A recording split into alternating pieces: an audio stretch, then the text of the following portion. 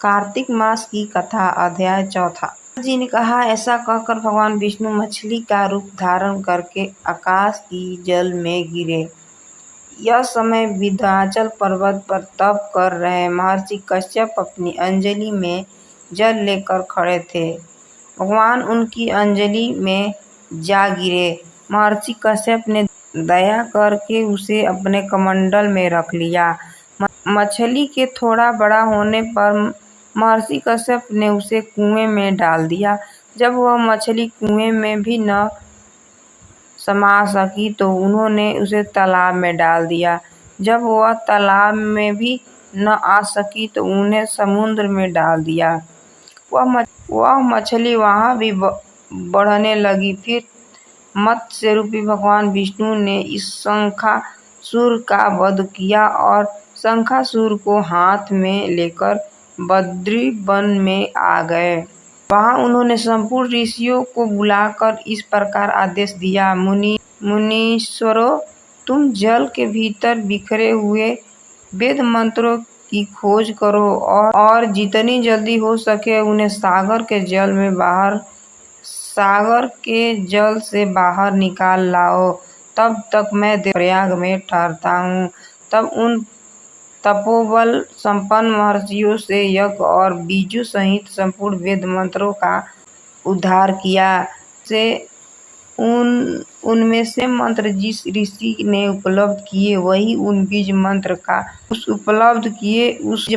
का उस दिन से ऋषि माना जाने लगा। तदंतर सब ऋषि एकत्र होकर प्रयाग में गए। वहां उन्होंने ब्रह्मा जी सहित भगवान विष्णु को उपलब्ध हुए सभी वेद मंत्र समर्पित कर दिए। सब वेदों को पाकर ब्रह्मा जी बहुत प्रसन्न हुए। उन्होंने देवताओं और ऋषियों के साथ प्रयाग में अश्वमेध यज्ञ किया। यज्ञ समाप्त होने पर सब देवताओं ने भगवान से निवेदन किया, देवाधिदेव जगन्नाथ, इस स्थान पर ब्रह्मा जी ने खोए हुए वेदों को पुनः प्राप्त किया है और हमने भी यहाँ आपके प्रसाद से यज्ञ भाग पाए हैं। अतः यह स्थान पृथ्वी पर सबसे श्रेष्ठ पुण्य की वृद्धि करने वाला एवं भोग तथा मोक्ष प्रदान करने वाला हो। साथ ही यह समय भी महापुण्यमय और ब्रह्मघाती आदि महापापियों की भी शुद्धि करने वाला हो तथा तय स्थान यहाँ दिए गए हुए दान को अक्षय बना देने वाला भी हो, यह वर दीजिए। भगवान विष्णु बोले, देवताओं, तुमने जो कुछ कहा है वह मुझे स्वीकार है। तुम्हारी इच्छा पूर्ण हो और आज से यह स्थान ब्रह्म क्षेत्र के नाम से भी प्रसिद्ध होगा। सूर्यवंश में उत्पन्न राजा भागीरथ यह गंगा को ले आए और वहाँ गंगा को ले आएंगे और वह यहाँ सूर्य कन्या यमुना से मिलेगी। ब्रह्मा और तुम सब देवता मेरे साथ यहाँ निवास करो। आज से यह तीर्थराज के नाम से विख्यात होगा। तीर्थराज के दर्शन से तत्काल सब पाप नष्ट हो जाएंगे।